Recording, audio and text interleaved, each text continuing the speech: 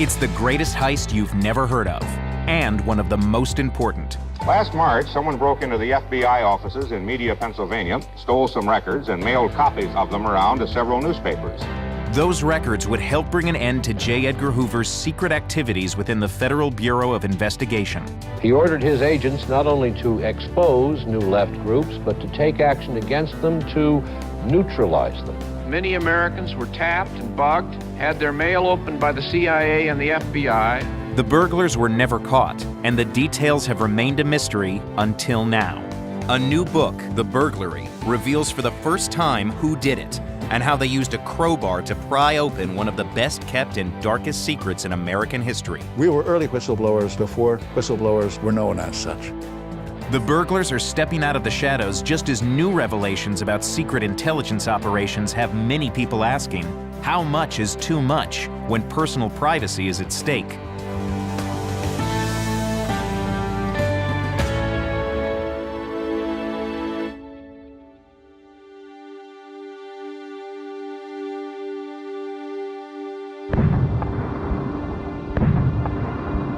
In the spring of 1970, the war in Vietnam was raging. American battle deaths in Vietnam now number 40,142.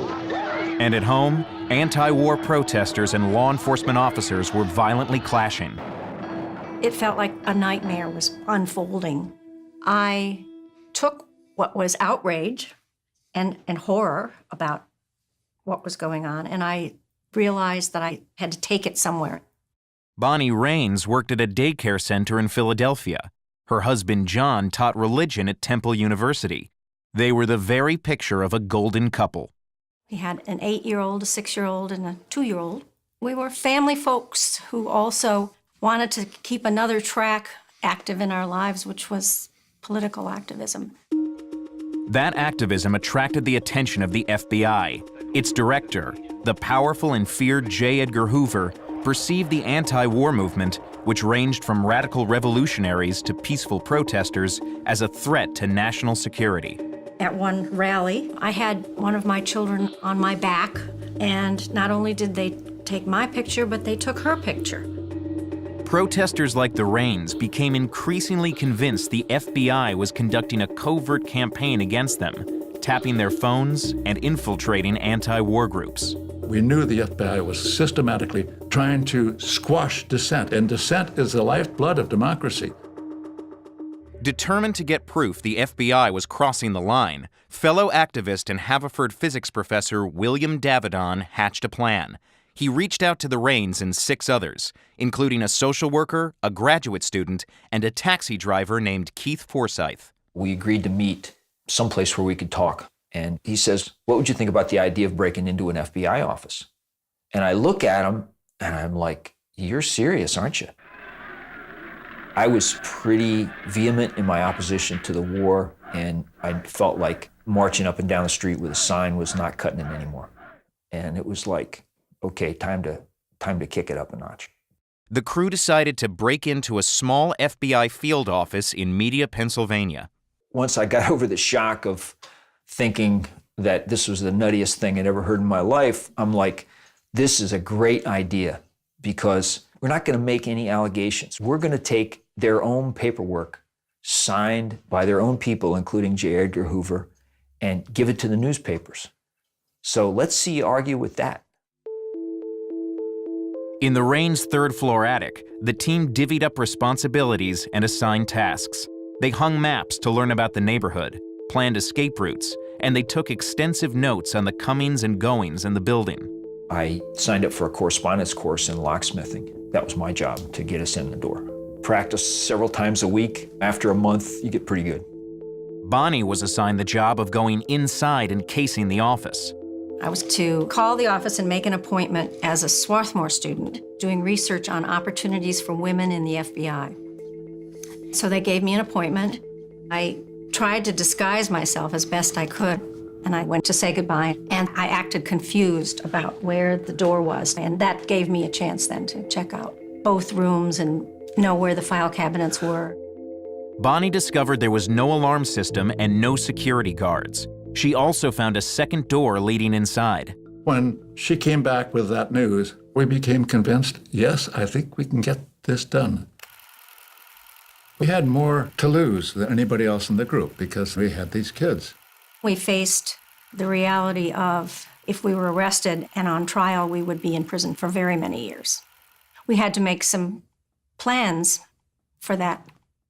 With a solid understanding of how they would conduct the break-in, they now needed to figure out when. March 8th, 1971, Fraser and Ali were fighting for the championship of the world. And we had the feeling that maybe the cops might be a little bit distracted. While the crew waited at a nearby hotel, Forsyth arrived at the office alone. Pull up, walk up to the door, and one of the locks is a cylinder tumbler lock, not a pin tumbler lock. And I just about had a heart attack. Bottom line is I could not pick that lock. They almost called it off, but that second door that Bonnie noticed gave them another chance. At that point, you know that you're gonna have to wing it. Knelt down on the floor, picked the lock in like 20 seconds. There was a deadbolt on the other side. I had a pry bar with me, a short crowbar. I put the bar in there and yanked that sucker. At one point, I heard a noise inside the office. And I'm like, are they in there waiting for me? Basically said to myself, there's only one way to find out. I'm going in. Next, the inside crew walked into an empty office wearing business suits and carrying several suitcases. They cleaned out file cabinets and then made their way downstairs to the getaway car and drove off unnoticed. The group reconvened at a farmhouse an hour's drive away and started unpacking. We were like, oh man, I can't believe this worked. We knew there was going to be some gold in there somewhere. Each of the 8 of us were sorting files, and all of a sudden you'd hear one of them, oh, look at this one, look. After several long nights digging for documents that looked the most revealing, the burglars sent copies to journalists, including Washington Post reporter Betty Metzger. The cover letter was from the Citizens Commission to investigate the FBI, and the first file that I read was about a group of FBI agents who were told to enhance the paranoia in the anti-war movement and to create an atmosphere that there's an FBI agent behind every mailbox. Attorney General John Mitchell asked the Post not to write about the stolen documents, saying it could endanger lives. The Attorney General called 2 key editors and tried to convince them not to publish.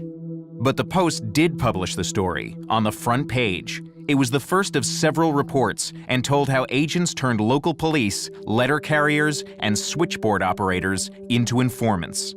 There were very strong editorials calling for an investigation of the FBI. Another stolen document would prove even more explosive, a routing slip marked with a mysterious word, COINTELPRO.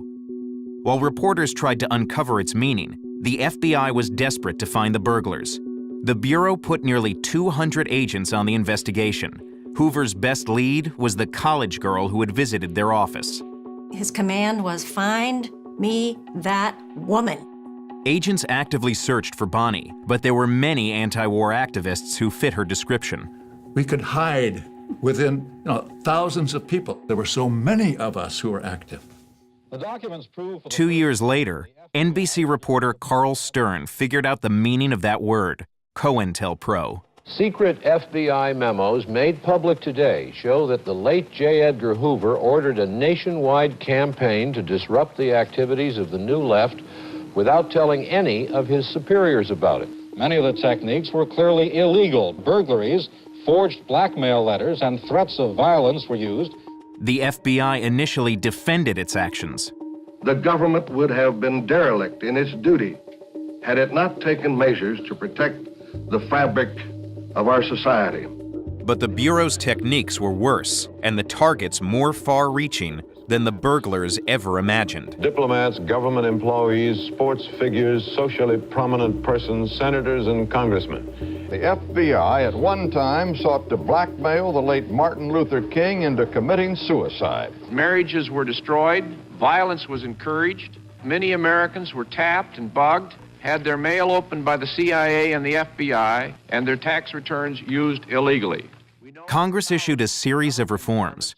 When William Webster took over the FBI in 1978, his mandate was clear. My primary focus was making clear that COINTELPRO was no longer one of the arrows in the quiver of the FBI, that we were out of that business forever. Webster admits the Bureau's tactics were out of bounds, but does not condone what the activists did to reveal them. You can say the information might be useful, but the method is hardly justifiable. There's a way to take on the unjust law in the courts and deal with it in that way. You know, there were things happening that were flat out wrong. Ordinary, how you treat your fellow man, wrong. And we took a risk to try to do what we could to put a stop to it. The burglars were never caught. 5 years later, with the statute of limitations running out, the FBI closed the case, unsolved. On the very last memo where they say who they think broke into the media office, they're down to 7 people. Only one was, in fact, one of the media burglars. For nearly 20 years, Betty Metzger had no idea who the burglars were until one night, an old acquaintance she was having dinner with let it slip. And our youngest daughter, Mary, was there. I said, Mary, you really ought to know Betty, because she was the one that we sent all those documents to. And Betty's chin dropped like that. I was absolutely stunned. Metzger spent years tracking down the other burglars and getting them to reveal the secret they had vowed to keep forever. The mastermind, William Davidon, recently died, but he and 4 others are identified in Metzger's book, The Burglary, and in a new documentary, 1971, directed by Johanna Hamilton. We didn't know this extraordinary story, this seemingly small event that actually had very far-reaching consequences. The exposure of COINTELPRO pushed Congress to rein in government surveillance. It created a special court, the so-called FISA court, to issue warrants when intelligence agencies want to spy on U.S. citizens. But after 9/11, more wide-ranging surveillance was allowed. Just how much the NSA's spying activities had grown was largely unknown until 2013, when contractor Edward Snowden leaked classified documents. This is the truth. This is what's happening. The public needs to decide whether these programs and policies are right or wrong. The U.S. government reportedly attaining top-secret court orders requiring Verizon to turn over the telephone records of millions of Americans to the National Security Agency. Revelations about the government monitoring phone records and emails have renewed questions about the balance between privacy and security. I definitely see parallels between Snowden's case and our case. What we revealed changed public opinion, which is why the laws were changed. If revealing ourselves is going to get people arguing with each other about what the FBI did then and what the NSA is doing now, I think that's a good thing.